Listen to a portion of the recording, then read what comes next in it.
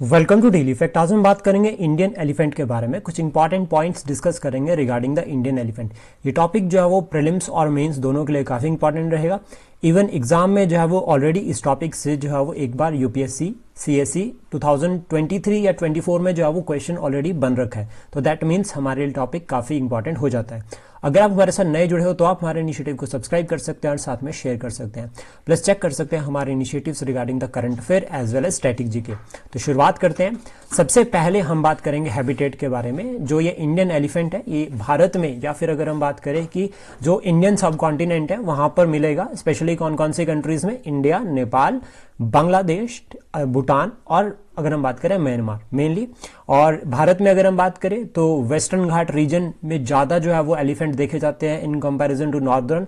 Then उसके बाद eastern region में यानी कि वेस्टर्न घाट और नॉर्थ ईस्ट जो इंडिया है वहां पर जो है वो एलिफेंट सबसे ज़्यादा देखे जाते हैं।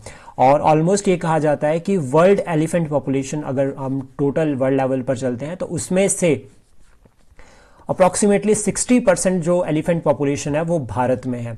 और भारत में भी जो सबसे ज़्यादा जो पॉपुलेशन है वो कहाँ पर है? कर्नाटका में, देन उसके बाद असम और फिर केरला।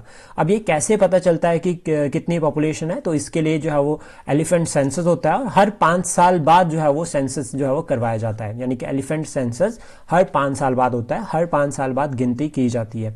देन उसके बाद कुछ इंपॉर्टेंट फीचर्स के बारे में अगर हम बात करें तो एलिफेंट जो है वो हाईली जो है वो इंटेलिजेंट एनिमल्स होते हैं जिनकी अगर फैमिली बॉन्डिंग की अगर हम बात करें तो बहुत ज़्यादा जो है वो स्ट्रांग होती है। देन उसका लाइफ स्पैन अगर हम बात करें तो 60 से 70 साल का रहता है और इनका जो गेस्टेशन पीरियड रहता है वो 20 टू 22 मंथ्स रहता है। ठीक है, लॉन्गेस्ट गेस्टेशन पीरियड जो है वो अमंगेस्ट द मैमल्स माना जाता है। और अगर हम बात करें कि जो एलिफेंट का ग्रुप होता है इसमें जो लीडर होता है दैट इज फीमेल। तो वुमेन एम्पावरमेंट की अगर हम बात करें तो हम एलिफेंट से सीख सकते हैं कि इनका जो ग्रुप होता है उसका लीडर कौन होता है? फीमेल होती है। देन उसका थ्रेट की अगर हम बात करें कि क्या क्या जो है वो खतरा फेस कर रहे हैं तो सबसे पहला तो हैबिटेट फ्रेगमेंटेशन हो चुकी है। पहले जो है वो एक बड़े रीजन में एलिफेंट होते थे लेकिन उसके बाद जब से हमने रैपिड अर्बनाइजेशन की है तो अभी क्या है कि जो इनकी नेचुरल हैबिटेट थी वो जो है वो कम होती जा रही है और फ्रेगमेंटेड होती जा रही है। एक तो ये कारण हो गया, दूसरा एग्रीकल्चर का एक्सपेंशन होने की वजह से भी, प्लस ह्यूमन एलिफेंट कॉन्फ्लिक्ट जो है वो काफ़ी देखे जा रहे हैं और पोचिंग का भी एक चैलेंज रहता है। लाइक जो एलिफेंट के टीथ होते हैं वो काफ़ी जो है वो इंपॉर्टेंट होते हैं अगर हम बात करें मेडिसिन पर्पज से भी, और इलीगल एक्टिविटीज़ की वजह से जो है वो काफ़ी जो है वो एलिफेंट्स को यहाँ पर जो मारा भी जा रहा है। तो एक कंसर्न रहता है।